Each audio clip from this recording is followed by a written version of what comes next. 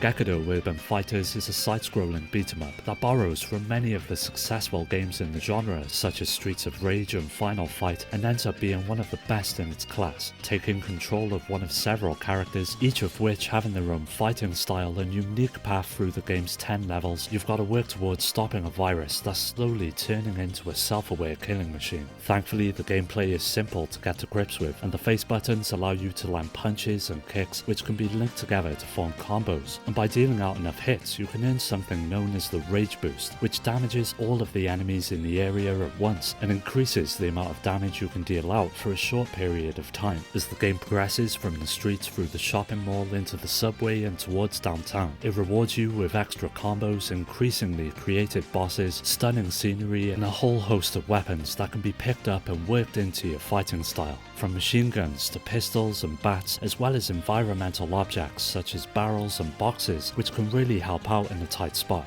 What really helps elevate the game though is the multiplayer option that allows up to 4 players to jump into the action at any one time, and it's here that the game is at its best. The action is nigh on relentless, and with plenty of unlockables such as hidden characters and secret stages, there's plenty of reasons to keep coming back for more. So if you enjoy games like Final Fight, Double Dragon or Guardian Heroes, this is definitely something you don't want to skip.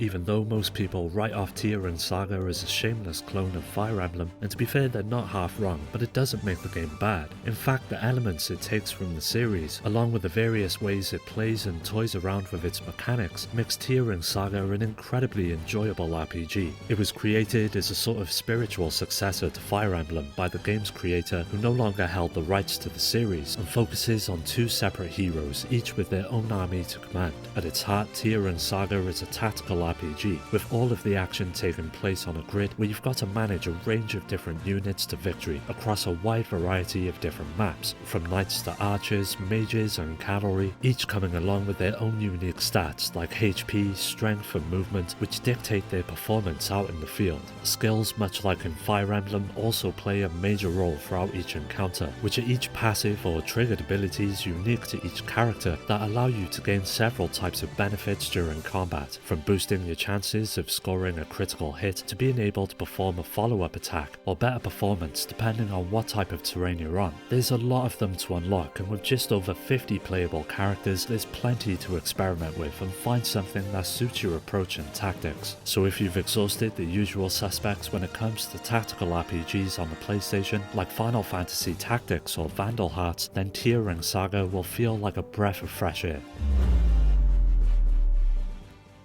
Shooters on the PlayStation were a dime a dozen, with plenty of experiences being available for fans of the genre to play, but one that often got overlooked when compared to the more popular games is Sonic Wings Special. It feels like a sort of love letter to fans of the series, and combines many of the features throughout the first 3 games into one definitive package, bursting with content and non-stop action. As with many of its kind, the story is extremely minimal, and just serves as a backdrop to the chaotic gameplay, but for what it's worth, it does at least try to add some context as to what's going on. Set in the near future, a shadowy organization threatens the globe with a mysterious weapon of unknown power. To counter this, a team of elite pilots take to the skies and work together to stop them once and for all. Known as Project Blue, you take on the role of one of 14 different pilots, with up to nearly 30 types of planes to jump into as well. Now the game is split up into about 17 stages that see you having to dodge incoming fire, collect power-ups and unleash your weapons upon wave after wave of enemies. What really helps the game shine though is the amount of variety that each plane brings to the table, from wide shots that are great for crowd control or lasers that offer much more precision, as well as bombs that destroy everything in their path. What this ensures is that any one playthrough never feels the same, and with a 2-player mode being thrown in as well, it's a recipe for absolute mayhem. With its massive roster of characters and planes to jump into, as well as branching paths in each level and a generous amount of unlockable content as well, Sonic Wings Special ends up feeling like an absolute dream to play.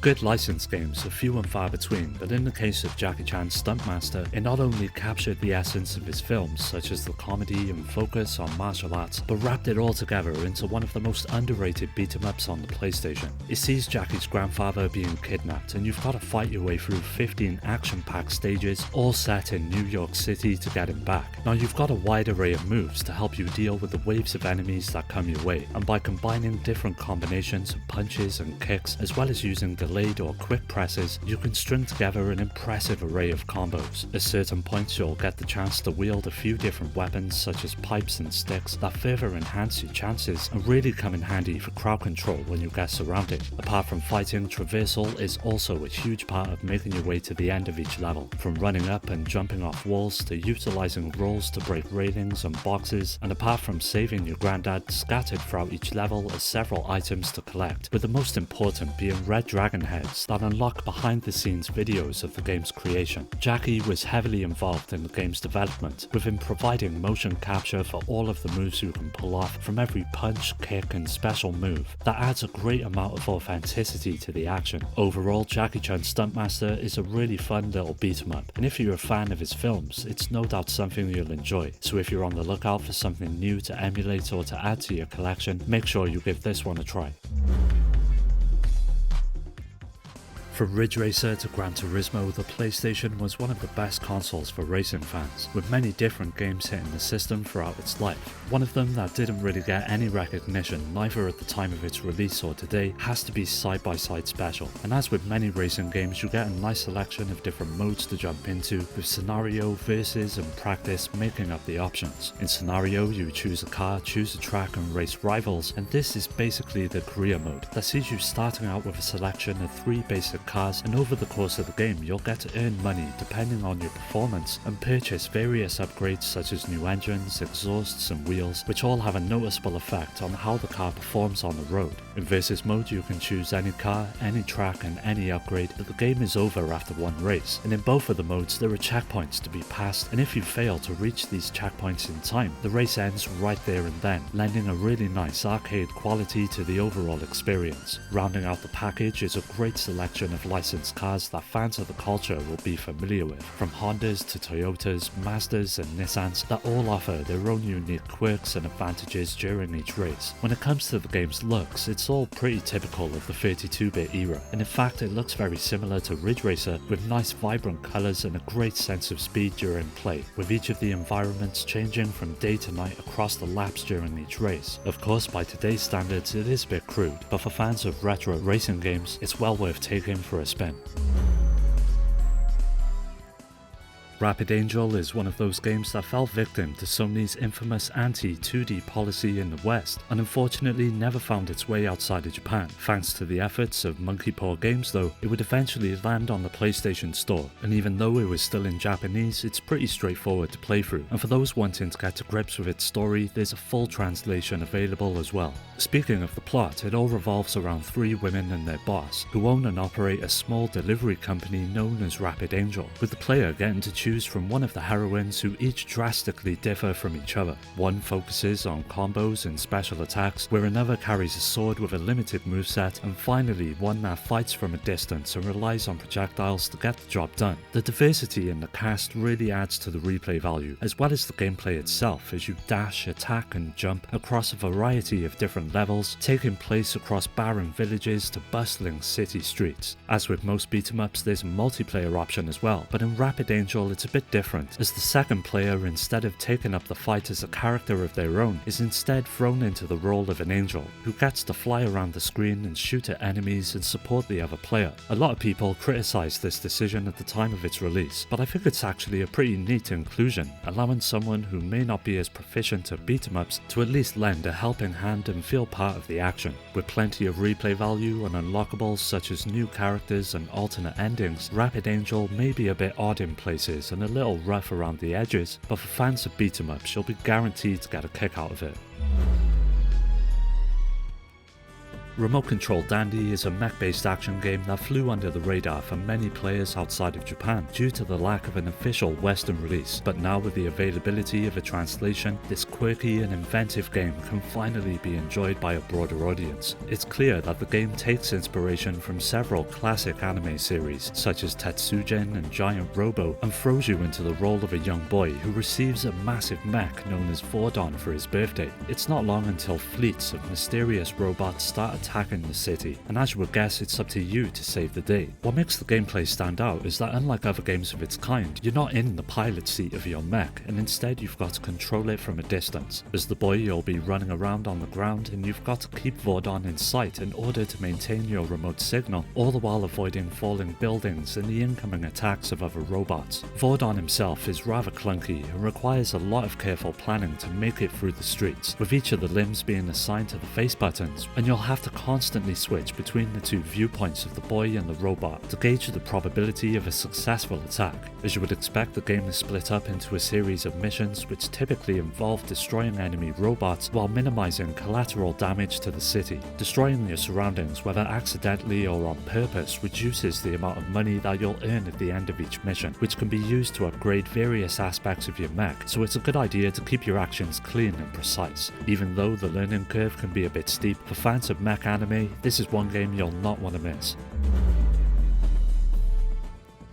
Released exclusively in Japan, Successor for a New Generation wasn't just a simple retread or a side note, but was a full-on reimagining of the series' traditional feudal flair that swapped it out for a sleek sci-fi future for all of the action to play out in. It sees Gomon battling a supernatural force threatening the city, and with all of the text being in Japanese, it is a bit hard to figure out what's going on in terms of story. Thankfully though, there is a full fan translation out there for those that specifically want to see what the story has to offer. Now at its core, it's an action platformer that sees you teaming up with different characters as you take on 10 stages, as well as bonus mech fights that'll see you jumping, slashing and blasting your way through each of them. You've got your trusty pipe for when enemies are up close and personal, projectiles for those lurking in the distance, and a pretty handy crawl button that helps with dodging enemies' attacks. Now the mech battles are by far the most enjoyable moments of the game that switch the action to a first-person perspective and give you command of a few different abilities such as laser shots and punches,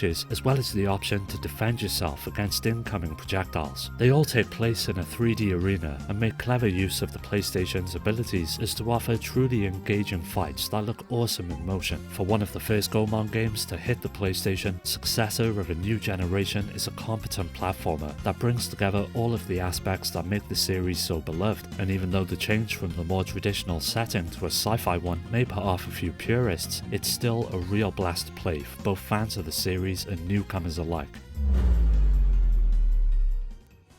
Warrior's Rage was SNK's second attempt at making a 3D fighter that took the series 20 years into the future and included many new faces, as well as old heroes like Hanzo making a return into what is possibly one of the most underrated fighting games on the PlayStation. It was quite risky moving the timeline forward, and many fans weren't at all happy with the decision, which no doubt contributed to its somewhat bad reputation, but I felt that it gave the game a fresh identity, all the while honouring what had come before it. As with all of the entries in the series, each of the characters boast a solid moveset, with special moves and super attacks complementing their basic hits, as well as a unique weapon, from katanas to spears and claws. There's a nice amount of variety amongst the fighters that make it essential to try them all out to find one that suits your approach. Now unlike most fighting games, what makes Warrior's Rage unique is how your life is handled, and instead of one continuous health bar, it's split up into 3 sections, and when a section is depleted, you're allowed to taunt your opponent before the next round begins, with a smaller amount of health. By the time you're down to the last bar, it results in a really tense feeling, as all it takes is 1 or 2 hits and you're done for.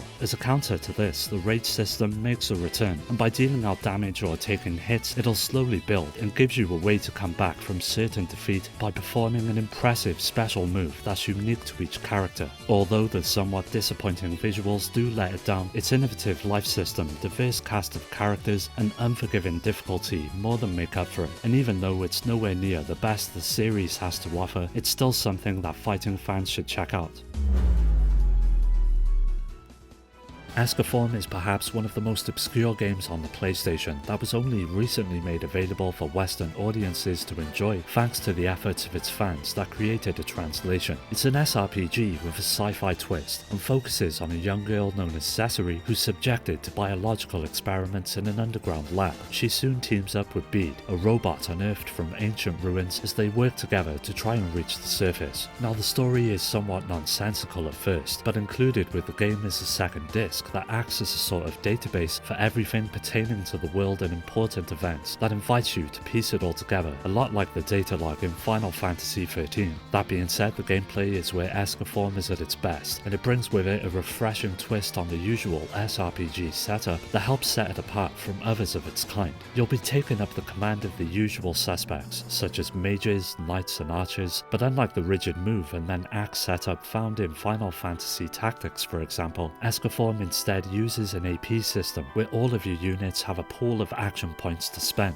may that be on moving, attacking, casting spells or using items, and this means as long as you have enough AP, you can attack an enemy as many times as you want, as long as your stock of AP allows it. This flexibility to each battle allows them to play out in a much more snappy pace when compared to others of its time, even though the story does let it down and feels unfinished without exploring the additional database. The gameplay is the star of the show, and for fans of SRPGs, this is one game you owe it to yourself to try out. Well, that does it for another video. Keep an eye out for the next part as that will be coming up soon, so don't forget to subscribe and hit that bell to get notified about new videos. You can follow me on all of the socials which are linked below to stay up to date, and also join my growing community on Discord to meet many like-minded gamers to continue the conversation with. I'd like to give a special shout out to my Patreon supporters Rhino, Skilljim, Shuden, Richard, Amy, Daniel, Dio, Omar, Strider, Pierre, Carl, Awesome Jacket Dude, Maximus, Scott, Alfred, Terry, Ryan, Alex, GameCube Galaxy, Curse Salaryman, Fake and Paddy J for their continued support that helps make these videos possible. If you're interested in joining the Discord or supporting the channel through Patreon, you'll find all of these links down below. As always, thanks for taking the time to check the video out. I'll catch you next time.